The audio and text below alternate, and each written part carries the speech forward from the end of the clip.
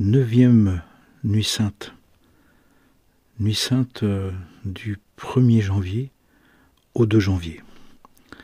La force de l'humilité. Neuvième force spirituelle dont on a à disposition pour mieux agir et essayer de, un tant soit peu, le mieux possible, d'agir avec ces qualités spirituelles, ces forces spirituelles, ces forces divines qui animent notre âme divine pour incarner le mieux possible notre projet spirituel. La force de l'humilité, non pas de l'humiliation, non pas du rabaissement, non pas de la honte, de l'humiliation, mais la force de l'humilité vient de la conscience de sa valeur. Plus j'ai conscience de ma valeur, plus j'ai conscience, plus je suis humble, plus je suis dans un sentiment de modestie, un sentiment d'insuffisance, d'être pas complètement encore capable de tout. Je suis capable d'avouer mes erreurs, de dire, de prendre en compte mes faiblesses, de tenir compte de mes limites, pour mieux définir mes capacités, mes qualités. Et cette connaissance, elle vient donc de savoir quelle est notre valeur devant Dieu. L'être humble est un être de grande valeur, a une grandeur d'âme parce qu'il connaît sa valeur. Et il y a une très très belle parole d'Abraham, notre Père, qui dit « Je ne suis que cendre et poussière. Je ne suis que cendre et poussière. Je ne suis que cendre, capable de me sacrifier, de faire le sacré, de désirer faire le sacré pour Dieu, par Dieu, avec Dieu. Et poussière, je suis capable de m'effacer, capable de m'annuler,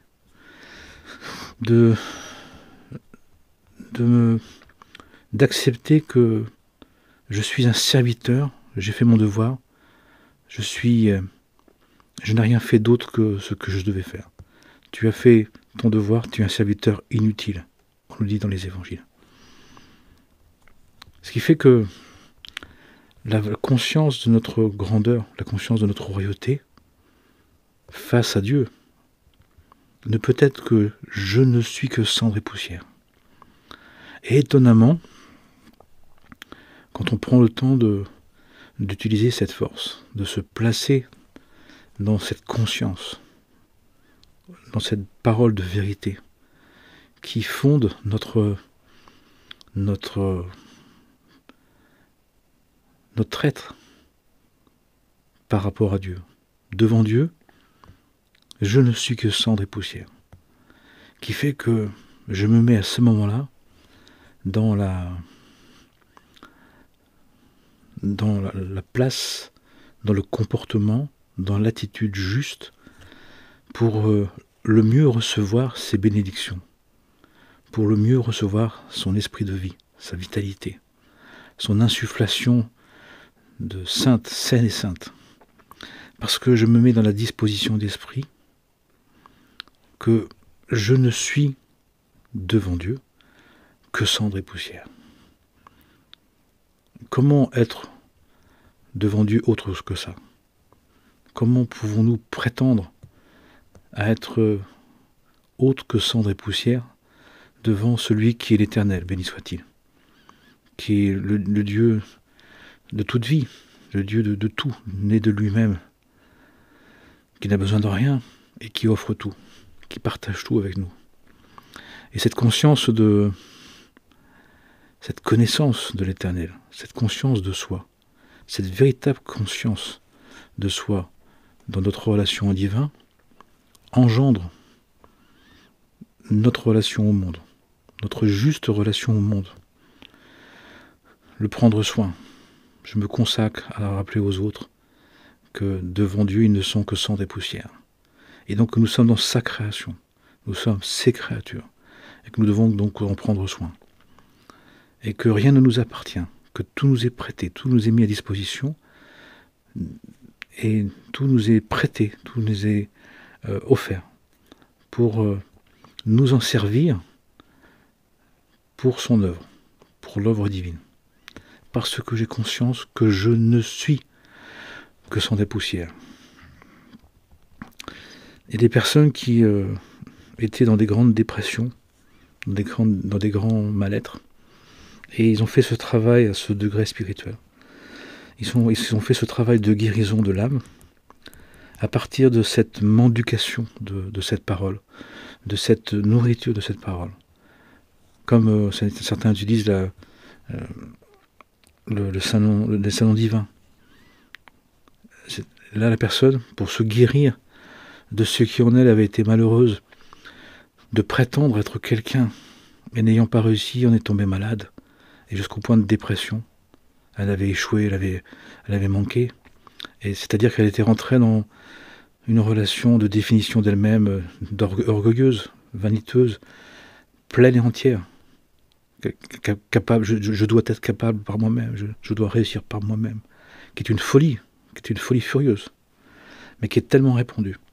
Et bien la personne, elle a fait un travail de prière en se répétant, sans cesse. Mais je ne suis que cendre et poussière devant Dieu. Je ne suis que cendre et poussière. Pour se défaire des enjeux, pour se défaire des prétentions, de se défaire des prétentions qui sont devenues des afflictions, des orgueils qui sont devenus des rabaissements, des tentatives de réussite qui sont devenues des effondrements, parce qu'elles se basaient sur elles-mêmes. La force de l'humilité, c'est de se baser sur Dieu. Exclusivement, principalement, particulièrement, totalement. C'est de se mettre à sa place dans sa relation au divin. Devant Dieu, je ne suis que cendre et poussière. Et c'est ce qui me permet de devenir, ce qui me permet de recevoir les bénédictions. C'est la disposition d'esprit, c'est la disposition de cœur, c'est de s'avouer la vérité. Devant Dieu, je ne suis que cendre et poussière, comme Abraham.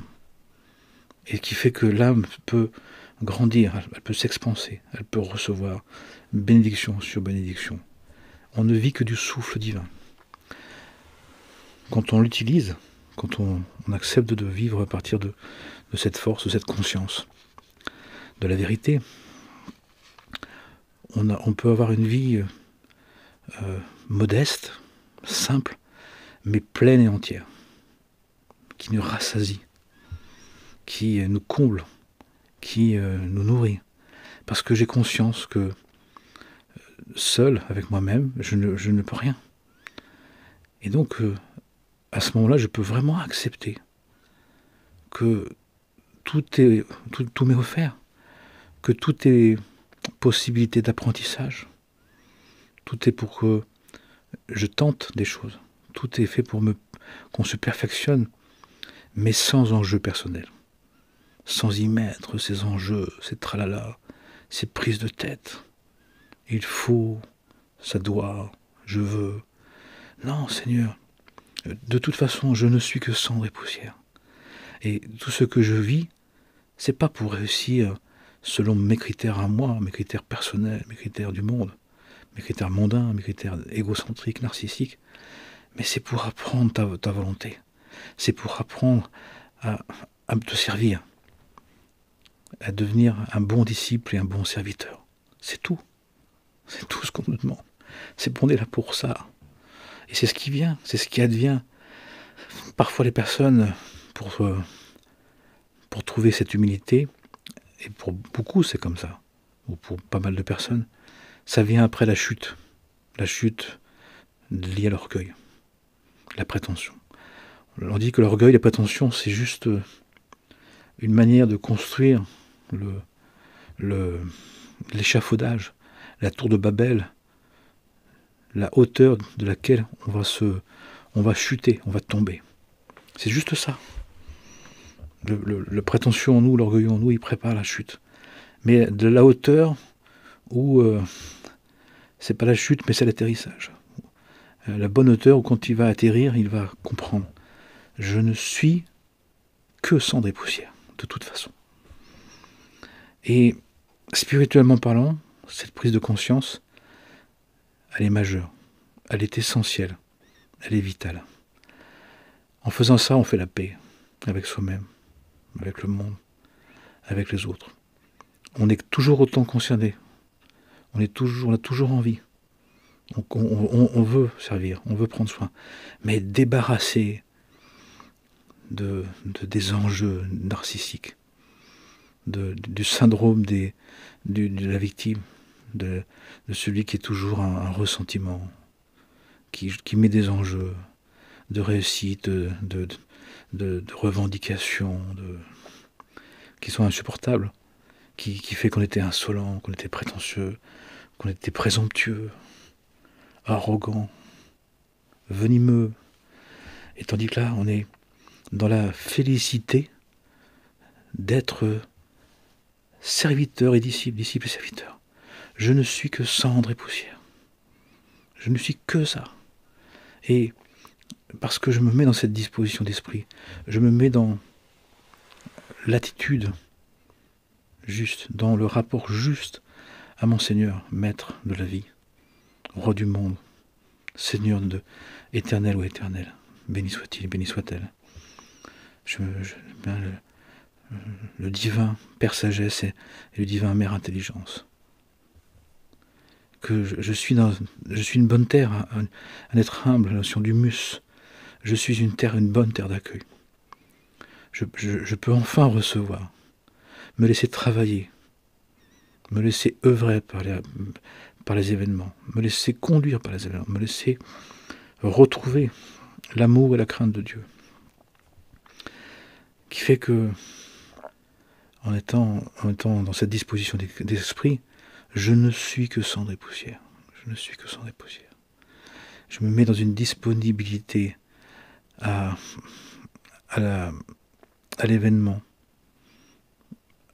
au renouvellement, à la résurrection, à la ressuscitation en esprit des événements, des lieux.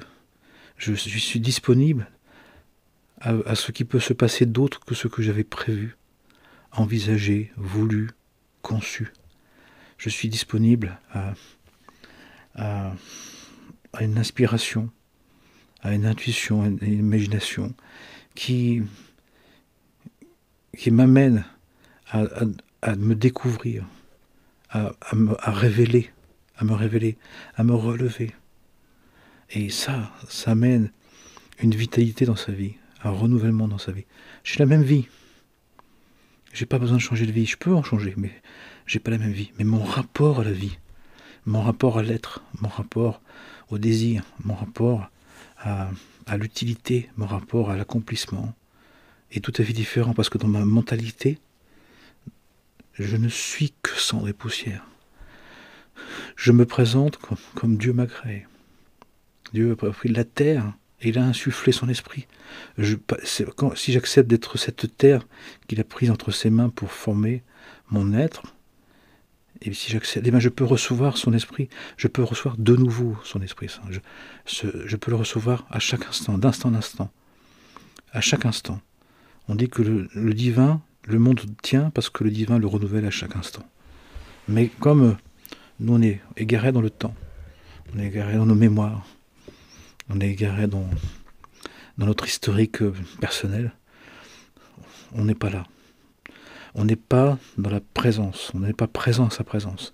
C'est pas, encore une fois, c'est pas simplement être dans le moment présent. Je peux être dans le moment présent mais tout seul. Je peux être dans le moment présent très orgueilleux, très prétentieux. la vie m'appartient, ça dépend de moi.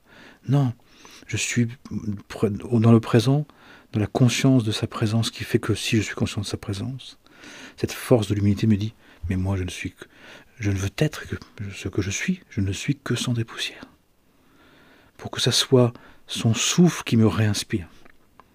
À chaque inspire, je suis de nouveau réinsufflé de sa présence.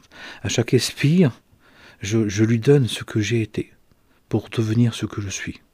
Et en étant ce qu'est le je suis, je deviens le je suis. Et en vivant le je suis, je deviens ce que je serai. Le je suis. De manière éternelle, de manière renouvelée à chaque instant. Pour dire à quel point la force de l'humilité, c'est une conscience à avoir, à entretenir, à garder face aux événements, surtout aux événements qui nous accablent.